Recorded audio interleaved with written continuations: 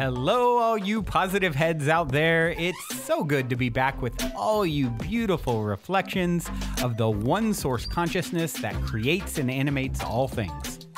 If you're new to this podcast, of course, we are super happy to have you here, and we just ask that you bring an open mind and heart to your listening experience and to be prepared to explore vantage points that I'm convinced will help shift or solidify your current understanding of the ultimate nature of reality in a way that is extremely empowering. Speaking of exploring powerful perspectives, I'm super excited to announce the release of my very first book, The Golden Key: Modern Alchemy to Unlock Infinite Abundance.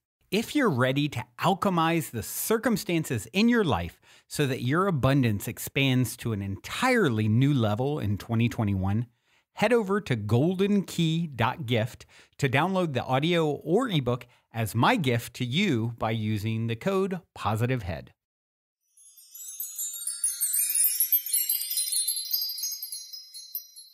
All right, all you positive heads, welcome, welcome. Here we grow again. It is a magical Monday here in the studio as I record, and I'm excited to be with you guys. Have a little bit of a lot of bit.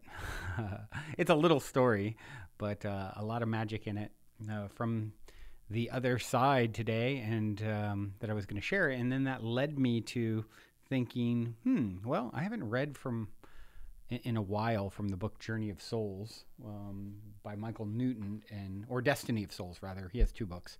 I have Destiny of Souls sitting in front of me. And for those of you who are not aware, Destiny and Journey of Souls are books from a doctor who's a master hypnotherapist who for like 40 years would put people into, hypnosis and then take them through, tap into past lives. And then from there, once they passed from those past lives, documenting what they experienced on the other side. And in a very scientific fashion, he documented everything that was shown and revealed to him through them to paint a picture of what the other side is like, how it is structured, what it is that we are involved in here from a, let's say, a grander scale, the next level of the game, if you will. I always say our humans are playing checkers and our souls are playing chess. So what does the chessboard look like? What does that game look like? And that's really what Journey of Souls and Destiny of Souls breaks down. And so anyway, yeah, my housemate here at the Mystic Manor was in San Francisco this weekend, and she had an experience. So there used to be a guy that lived here for a while, one of the sweetest humans I've ever met, and he had a substance abuse issue, and ultimately we had to ask him to leave because it just wasn't a fit for the vibe of the place. This person needed help, and definitely a free flowing community like this one was not a great place for someone who had these particular issues. And, he left on great terms. Like, really, my partner, Karen, really took to him and was really close with him. And just everyone loved him. He's one of these people who always just had something so kind and sweet to say. And he overdosed a few weeks ago. And it was, very, very sad for everyone who knew him, because he was he is such a beautiful soul. And he just, it was his path to leave at a young age. He was 28. So one of the people that was the closest to him, like one of his best friends, who is how he ended up living here, is her name is Lily, and she's been here for a long time. And Lily was really torn up over it. And so she's in San Francisco this weekend, and his name was Brian. And she goes to give some food to a woman experiencing homelessness. And the woman looks at her and just says, "Thank you so much. Oh, and Brian says to tell you hi." And she's like, "What? Huh?" And she's like, "Uh-huh."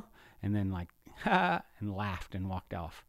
And like, that's right, And so what was going on there, I don't know. But Yeah, Brian came through in that moment, and it was really, really incredible and really, um, yeah, just very profound for Lily, I think. And, the way the woman was so flippant about it, kind of like, yep, that's right. See you later. And got up and just like, went off on her way.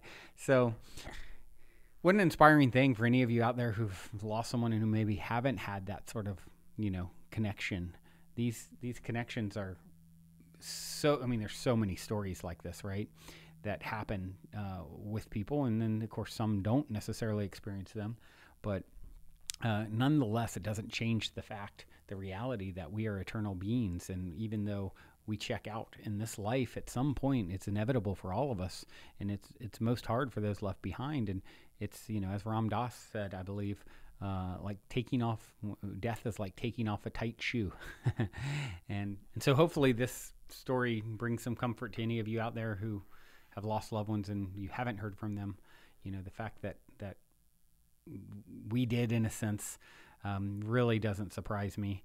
And I'm just grateful. And I think the more you can be open to the possibility with yourself, the more that sort of thing can happen with you as well. And I'm sure there's some out there who've had, connection with spirit, family, friends on the other side. So what a beautiful thing to know that, the story is not over, just this chapter when they leave, right? So speaking of, let's talk a little bit about what happens when the chapter is over and what it looks like. I'm going to pick up, it's been a while since I've read from This is Destiny of Souls by Michael Newton. I'm going to just pick up where I was reading before, and it was at a section talking about how classrooms are structured on the other side. And then it goes into, it looks like it starts off here with a little visualization about what, a lot of the classrooms he hears about are structured to look like. And it's funny because it kind of looks like something that, sort of a little village that someone showed me earlier today. But little circles that are all connected. But and then it goes into a case, which is an actual, the doctor talking to someone who's under hypnosis. And I'll inflect my voice so you can tell, I'll do my best to inflect so you can tell when I'm speaking as the doctor and then I'm speaking as the person under hypnosis that he's talking to and sort of questioning. But it starts off, though, just with a sharing from him about the doctor about classrooms and what he's kind of gathered over 40 years of doing these types of investigative, probing hypnotherapy sessions in regards to the other side. So, classrooms. Any gathering of souls outside a classroom setting, including the large assembly halls, indicates it is a time of general socializing and recreation. This doesn't mean serious discussions are not taking place in these areas, only that soul activities are not directed as in study areas. Here's a typical description from a subject who is moving into a classroom setting. My guide takes me into a star-shaped structure, and I know this is my place of learning. There is a round-domed central chamber which is empty now. I see corridors going off in opposite directions, and we move down one of these halls where the classrooms are located. They are offset in such a way that no two classrooms face each other. This is so we will not bother another room of souls. My room is the third cubic on the left. I never see more than 6 rooms to a hallway. Each room has an average of 8 to 15 souls working at desks. I know this sounds ridiculous, but that's what I see. As I pass down the hall with my guide, I notice in some rooms souls are studying quietly by themselves while others are working in groups of 2 to 5. A different room has the students watching an instructor lecturing at a blackboard. When I enter my rooms, everyone stops what they are doing and gives me a big smile. Some wave and a few cheer as if they were expecting me. The ones nearest the doorway escort me to a seat and I get ready to participate in the lesson. The whole time I've been gone seems like a brief trip down to the corner grocery store to buy a carton of milk. Most of my subjects visualize the structures of their spiritual classrooms as being single-story, although there are exceptions, such as the next case, with an intermediate level soul called Rudolph. And this gets into the case. Doctor's going to start off talking, and then it goes into the subject who's under hypnosis. Doctor. After your last station stop, Rudolph, Describe to me what you see as you approach your destination, the place where you belong in the spirit world. As I come near my pod, there is a park-like atmosphere where the countryside is so quiet and peaceful. I see clusters of bubbles that are smooth and transparent with souls inside. And do you recognize your own pod? Oh yes, although my references take some getting used to again. I'm doing fine. I could have done this myself, but my guide Tahama, who appears as an American Indian, came to escort me on this trip because she knew I was tired after a long, hard life. Subject died at age 83 in 1937. She is so considerate. All right, describe your pod for me. I see my pod as a large bubble, which is a school building, divided into 4 floors. Inside the bubbles, there are many bright, colorful points of soul energy. And all this is transparent from the outside to you? Semi-transparent, milky. Okay, now go inside and describe how you see these 4 floors and what they mean to you. The 4 floors are transparent and look like glass. Each level is connected by a stairway with a compartment for study at one end. On each floor, there are groups undergoing instruction. I enter on the first floor where a beginning level group of 18 souls is listening to a visiting lecturer called Bayan. I know her. She is very aware of the pitfalls of young people. She is strong but tender. Do you know all the teachers in the school? Oh, sure. I'm one of them, just starting, of course. Please don't think I'm bragging. I'm just a student teacher, but I am very proud.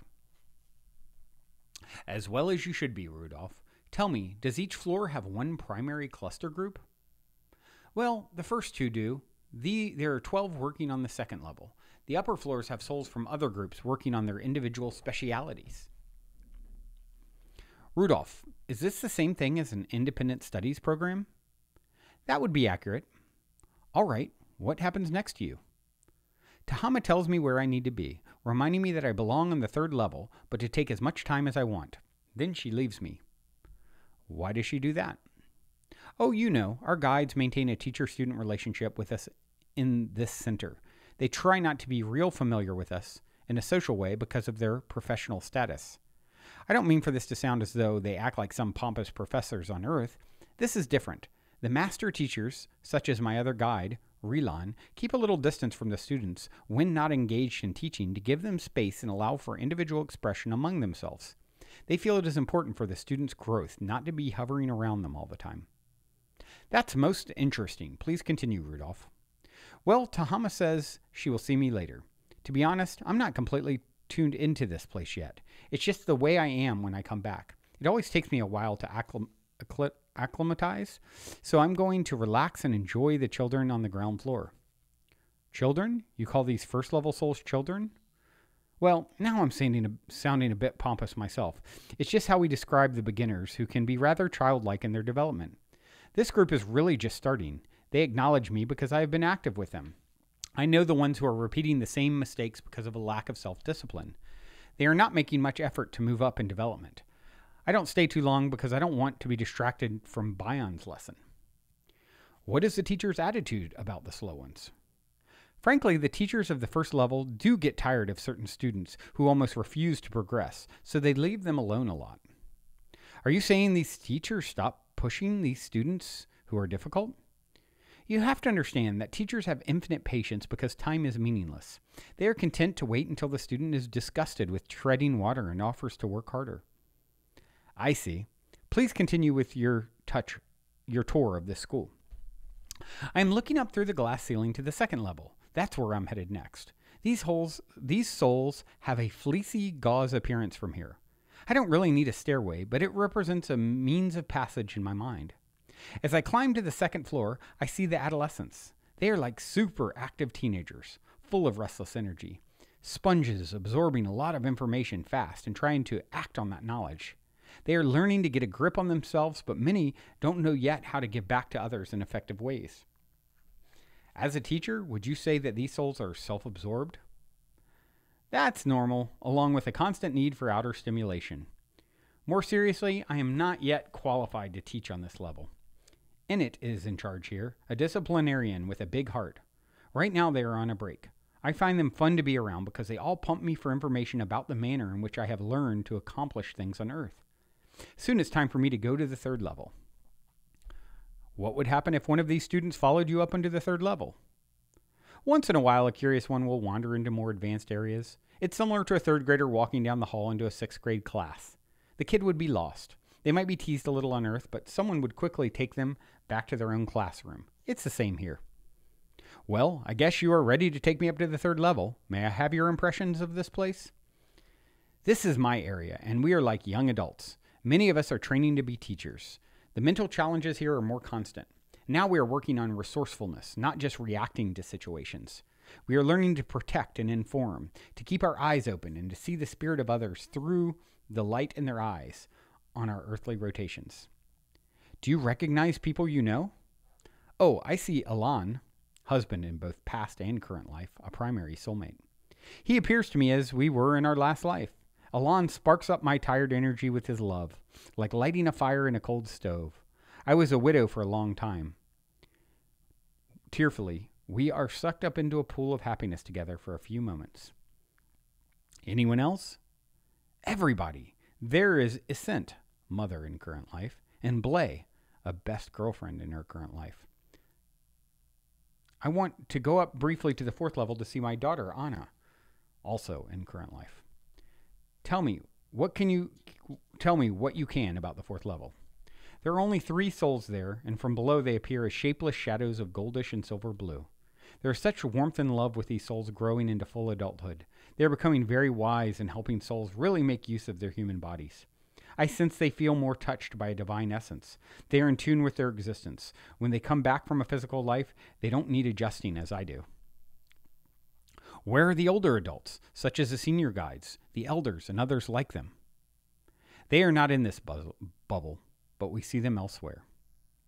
That ends that particular session or case, and then it goes into the Library of Life books, which looks to be a little bit on the longer side, so maybe we'll just stop there for today. But pretty fascinating, right? Pretty fascinating. So the bad news is you still got school ahead of you, folks. I'm sure this is the best way of describing it in terms that we can really wrap our brains around too, right? So very, very cool. I hope you guys have enjoyed this little jaunt down the destiny of souls and life on the other side. And I hope you find some inspiration in the loss of Brian's life and his ability to reach back through the veil and wink in a way that reached your ears, right? And hearts. So there is always reason for hope, and I hope you are all feeling hopeful with all the things happening in the world, trusting the mystery. And for today, as we sort of sign off, I do have a song that is definitely hopeful and inspiring called The Light by Soul Rising. Till next time, journey well. Love you so much. Also, before we cue up today's song, as a quick reminder, don't forget to download the Golden Key audio or ebook as my free gift to you at goldenkey.gift using the Golden Key code POSITIVEHEAD. And please, if you enjoy my gift, leave a positive review on Amazon so others can unlock their lives with the help of the Golden Key as well.